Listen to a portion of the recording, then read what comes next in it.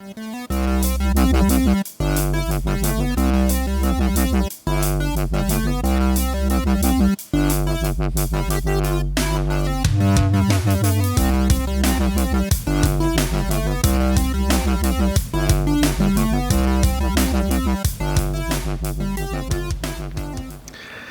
everybody, welcome to another episode of the LitRPG podcast. I'm Ramon Mejia. I'm here to bring you the latest LitRPG news, reviews, and of course author interviews. This week I have 4 new LitRPG reviews for you folks at home. That's going to include The City of the Goblins, and this is some book number 1 in that series. Also Guardians, which is the second book in the Paltry Planet series.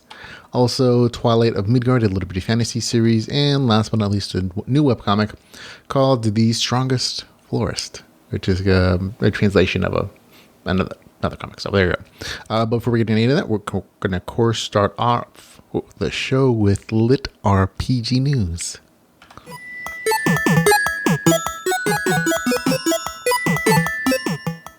And in LitRPG news, we have a couple stories here, starting off with LitRPG Sales. We have some nice sales coming up this weekend or next week. Starting off with Vestiges, Portals to the Apocalypse is free. The author is giving it away for free. Enjoy the story. It is free for you to enjoy. Link in the show notes for you guys to click on to go grab her for free. Not free, but still good price reduction to 99 cents. We have Grim Beginnings, The Ashen Plain, book number 1. Out for 99 cents, and a lot of Harmon Cooper stuff is actually out for sale right now for 99 cents, so definitely go grab these. These are actually all box sets for like the first couple books in the series.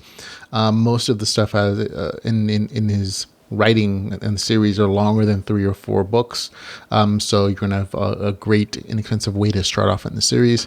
And that includes the Feedback Loop, books 1 through 3 at 99 cents. The Last Warrior of he's told me how to say this word so many times that I keep forgetting.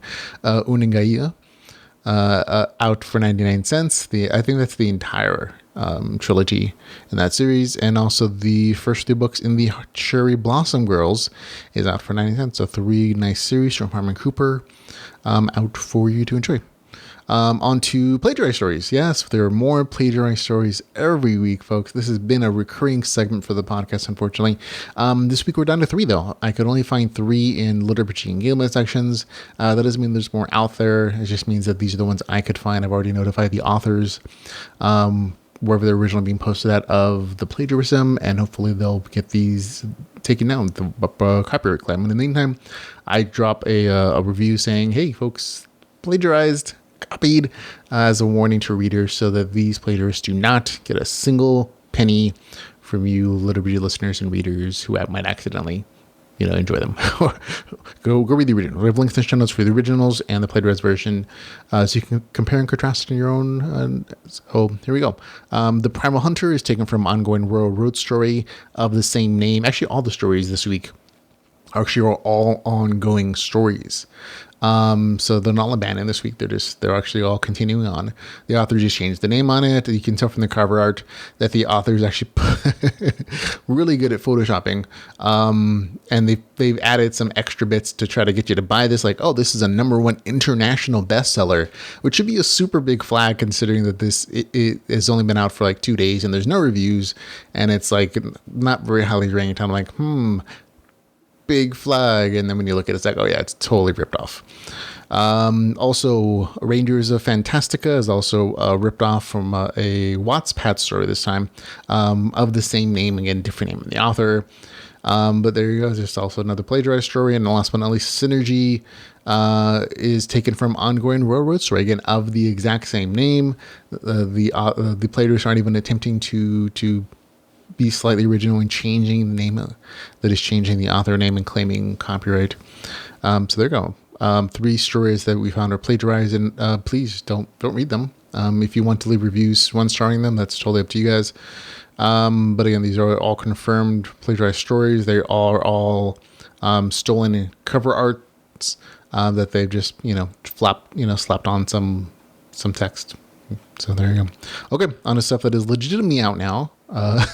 And that includes Awaken Aligned, the 3rd book in the Tarot, or as one watcher of the show, it was correct.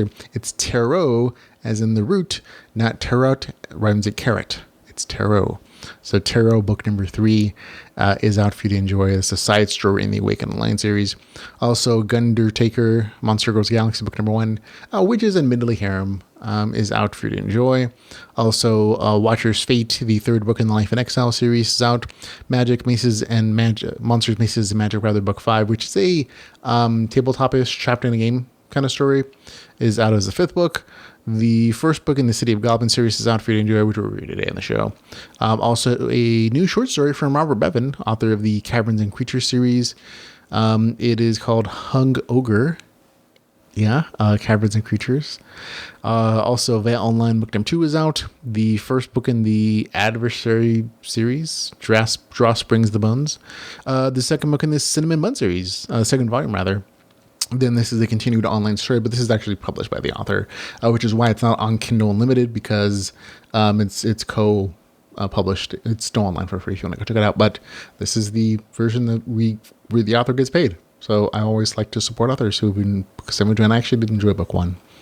The 2nd volume in the Quick Change series is out. The 1st book in the Tower series, and World Fu, which has a very interesting cover art. I can't speak for the actual text inside, but it's out as a story. And Glitchrolled books 1 through 3 is out as a volume collection omnibus. I think the author decided, instead of just publishing book number 3, he just put it all together with books 1 and 2, put it out at one time, so it's a much larger page count story, and so those tend to do better than something smaller like 100 pages. So 300 pages will generally do better. So there we go. And on to new audiobooks. There's actually quite a few new audiobooks for you as well this week, including Pyramid Game, the 2nd book in the Pixel Dust series. The 3rd book in the Divine Apostasy series is out as an audiobook. Chrysalis, Beast Realms book number 1 is out as an audiobook, as is the Limitless Lands book number 5. And that is it. So those are the books that I was able to find that are out for you to enjoy. So there we go. On to upcoming LitRPG, and that's going to include King's League, 89 Neon, which is out on October the 13th. We're also going to have Carnival of Fear Paranormal LitRPGs from Jonathan Brooks. He does a lot of Dungeon Core stories, and this is his yearly contribution to the horror Dungeon Core section of his portfolio. He's done one every year for the last couple of years. And they're all very super creepy. They're all very Dungeon Core-ish, and they include some interesting things, but it is very much on the side of a horror-ish kind of section. So that'll be out on October the 14th. The 6th book in the Respawn series will be out on October 21st. The Bad Guys series book number 5 will be out on October 22nd, which was again delayed from earlier this month because of the author's personal situation with an emergency situation for him. On October 26th, it'll be the Underdog book number 4. Eternal Online book number 3 will be out on October 27th. November the 3rd will be the Cards of Fate book number 1. November the 10th, it'll be the First Peaks of the Force, the Heavenly Throne book number 3. On November the 10th, the 6th book in the Monsters, Maces, and Magic series. On November the 10th, it'll be the Alchemist book number 4. On November 23rd, Dungeon Seeker book number 2. November 23rd, the 2nd book in the Biomedical Self-Engineering series. December the 1st, the 1st book in the Twilight Hatchling series. December the 3rd, League of Losers book number 2. December the 10th, Project Stellar book number 3. December the 14th, a new Russian translation story called The Keepers of Limbo, the Range book number 1. And December the 15th, it'll be Drawing the Line, the 2nd book in the Underhero Chronicle series. On December the 16th, Interworld Network book number 3. December 28th, Small Unit Tactics volume number 2. And last but not least for the year, December 31st, Alchemy Online Chronicles book number 5. So there we go. All the stuff that I know it's coming out in the near future for you to enjoy and schedule reading purchases around or publishing around as the kid movie. But on to the new releases and reviews.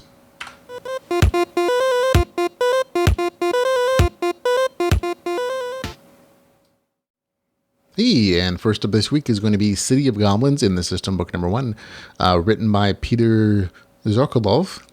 I hope I say that right. We'll see. It is 328 pages, $3.99. It's available on Kindle Unlimited, and here's the author's description. Ivan Susian, a typical guy and unemployed techie, is initiated by the system and transported together with 1,000 other players to an unknown location beyond Earth. Ivan has an interface, a spear, and basic weapon skills. All he has to do to return to Earth is complete a simple quest and reach the second level. But experience points are only awarded for kills in this game, and the clock is ticking. Whoever doesn't score within the 24 hours will remain in the location forever.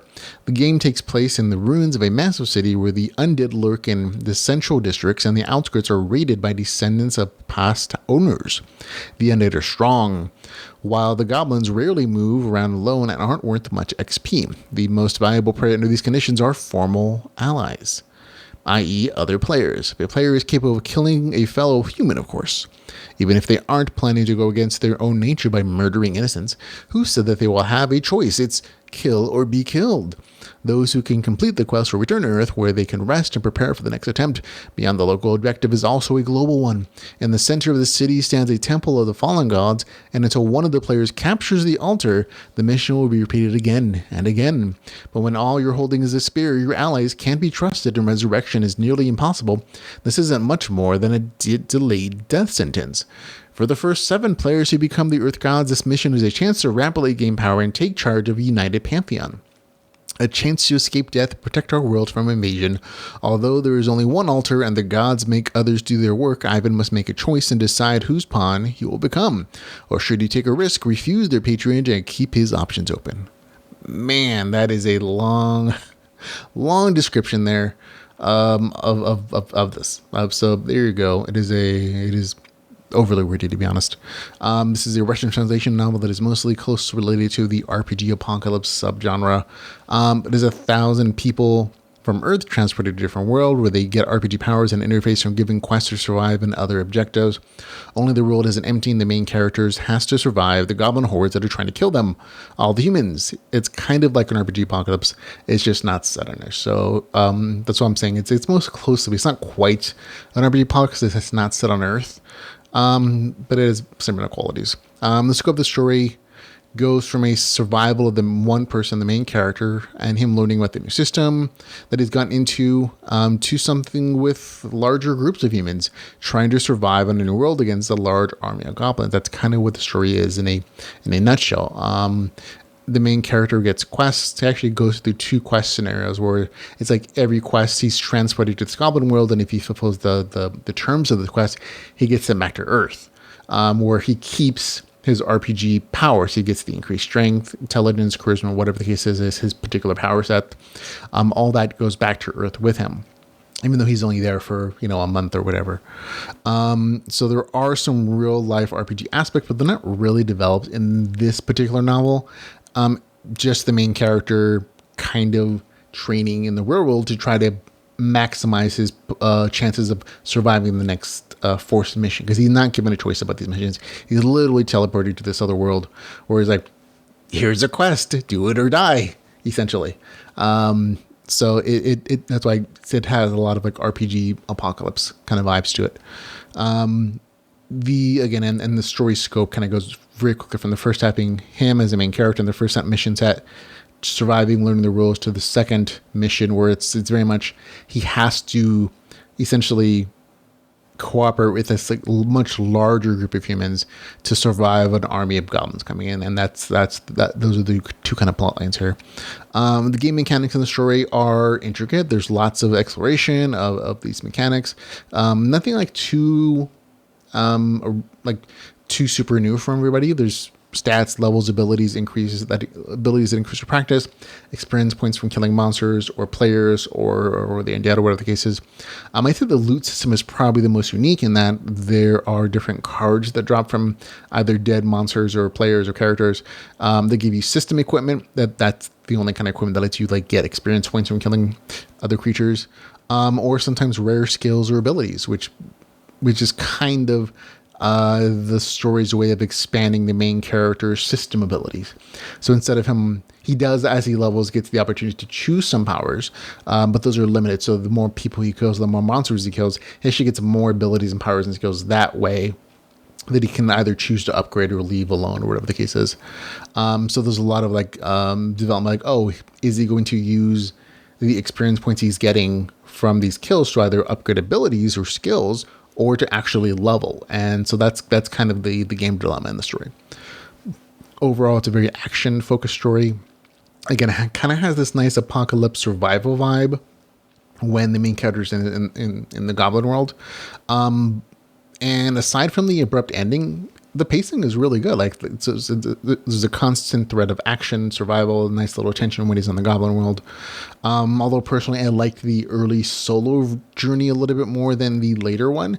Still, very entertaining story. Gets a score of 7.6 out of 10 for me, which is a good score. That's City of Goblins. I enjoyed it. Got a score of 7.6 out of 10. Okay, next up is going to be Guardian's Paltry Planet, book number 2, written by Aaron Osser. This is 296 pages. It is $4.99. It's available on Kindle Unlimited, and here's the author's description. After the invasion of the Academy and Sig's betrayal, Zundi and his crew head off towards Cointown, where they're supposed to meet a contact of the crime boss, Big Fish. Things in the Giant Lands are never as they seem, and their careful plans are soon derailed. With the new crew member in tow, Zundi and company set out on a harrowing journey to clear the first section of the great journey towards the Green Sea.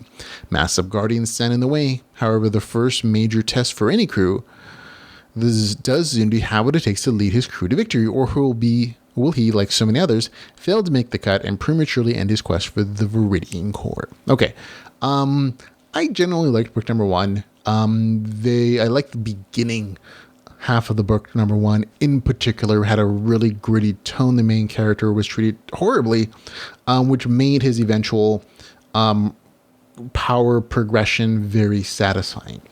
And I mentioned in that review of book number 1 that the second half of the story lost my interest a little bit because it loses that tension. It loses that feeling of an underdog character as the main character goes into the larger world and sees how the views of his initial village are very different from the rest of this world, and how he's not as different, I guess, as everybody has even thought.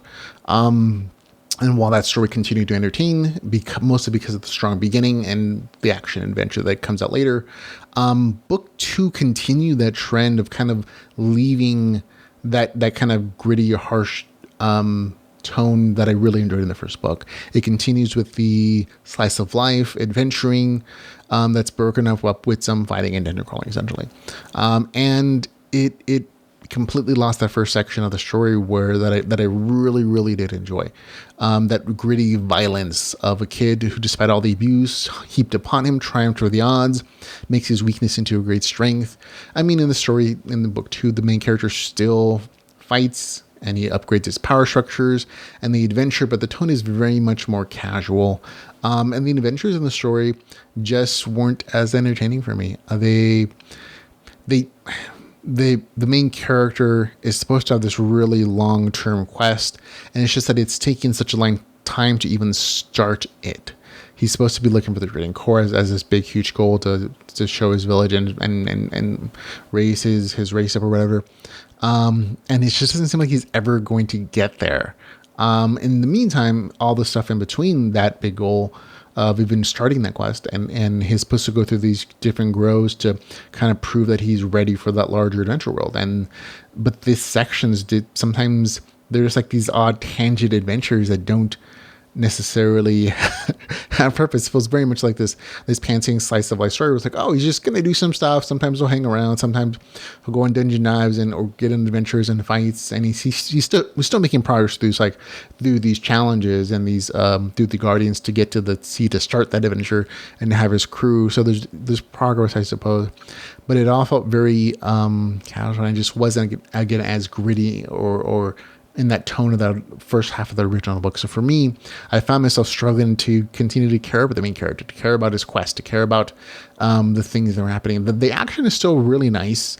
And that alone is probably going to be enough for some readers. If you enjoyed book number 1, you're probably and the action is all you cared about, you might still like book number 2.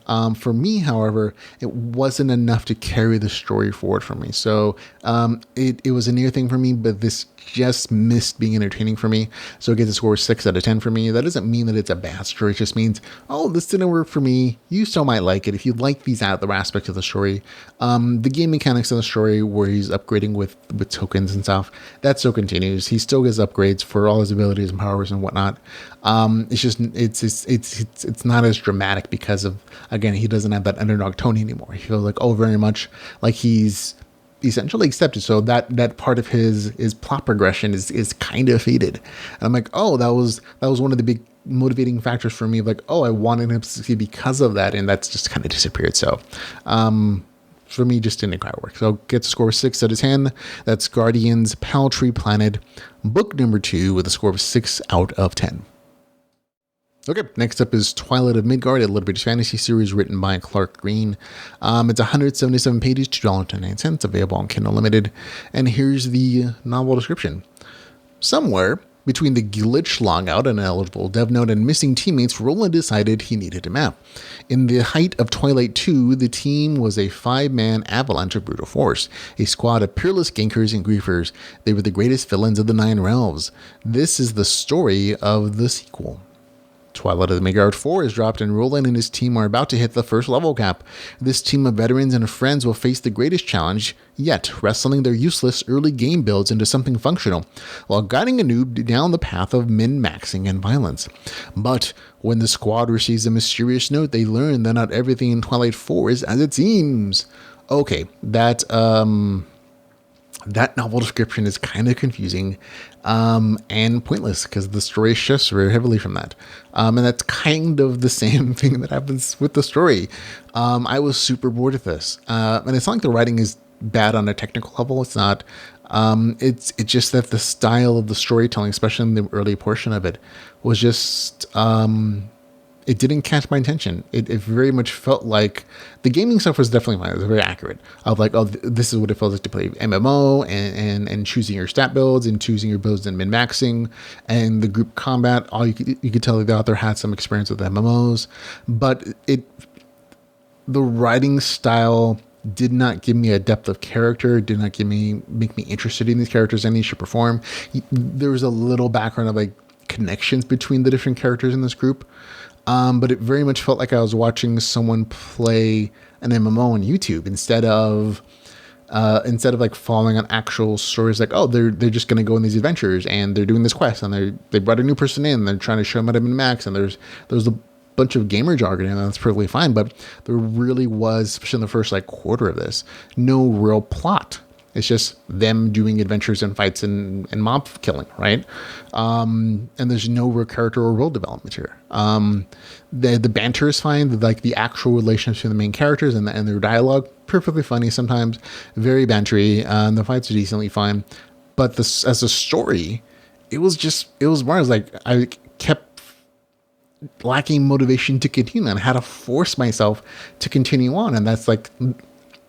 For sure, that's not a good quality. About 20% in the novel, the plot line actually does shift. There actually becomes a plot.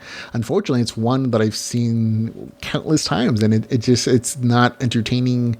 Maybe it's because of my being jaded of like, it's essentially at the 20% mark, the MMO changes and it becomes a trapped in a game permanent story. Essentially, if you've read Sword Art Online, or if you see the anime, if you read the manga, whatever the case is, that's what it is. It's that exact same premise of like, suddenly we're all mysteriously trapped in the game, and if we die, we all die permanently. For some reason, there are gankers and people who PvP who don't believe it, and they believe it and they want to murder people anyway permanently. And it didn't make sense. There is no good setup for it. There is no like necessarily good real world like connection to it. It was super predictable along those lines, and it's just, there isn't even really a resolution to that conflict by the end of the story. It's just like, oh, kind of other groups are to be continued. And so maybe it's just me having read too many stories of that exact same storyline premise, but I wasn't entertained with this one. And so for me, it was just boring. So it gets a score of 5 out of 10. Twilight of the Midgard, a LitRPG fantasy series with a score of 5 out of 10. I was so bored. Okay, the next up is the Strongest Florist. This is the super short novel description, I should say webcomic description. It is 𝐁𝐞𝐠𝐬 joins a game and wants to open a flower shop. Thus begins his long journey of being a florist in a virtual world. And I don't think that does justice, so I'm going to give you my own. The main character of this webcomic is a muscle-bound tough guy who just wants to open a flower shop. But in real life, he lives with his dad who's trained him to be an amazing fighter. Plus, he has severe allergies and whatever the opposite of a green thumb is.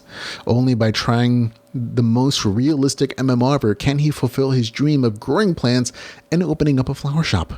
So there you go. I think my description is better. This is a super casual slice of life story set in MMO. It doesn't take itself too seriously, and it's actually kind of generally funny in a lot of places. Mostly with the conflict of like, oh, the main character looks super scary and tough in real life and in the game because it just copies how it looks.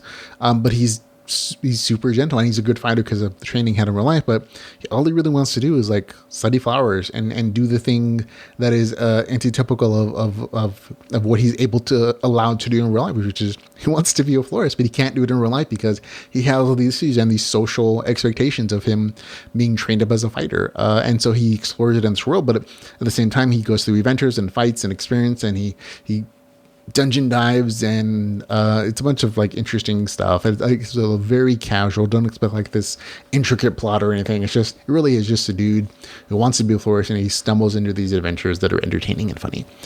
Still, for me, I enjoyed it. The MMO stuff is definitely there. Lots of notifications, like lots of levels, skills up, all the stuff is there. The art is really good. This is full color artwork. It is nicely detailed expressions and backgrounds and foregrounds, and there's lots of layering there. So and even though I think that's making these chapters, this is language, right, come out a little slowly. It's very, very good artwork as well, which always adds an extra layer of flavor to a good story. So for me, it gets to a 7.6 out of 10. I'll actually show you right here what the artwork is, but it's a 6 out of 10, 7.6 out of 10. I enjoyed it. And here's a little like sample of what the artwork actually looks like. So you can see for yourself, oh, very nice, good shading, good, line work and expressions and everything. You can see even some of these, like, the shade from the trees, which is a nice, like, artistic touch. This is a very nice art style here. So there you go. But again, it's translated. It is currently at 18 chapters. It is free online. I have a link to show notes for it. It's a fan translation. Basically, there is no licensed English developer or publisher.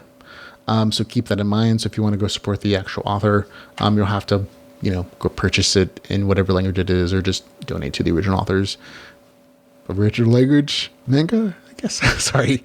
But still, there's no English license, no English publisher. We'll have a link to the fan translation version of this, which is still very entertaining. So there we go.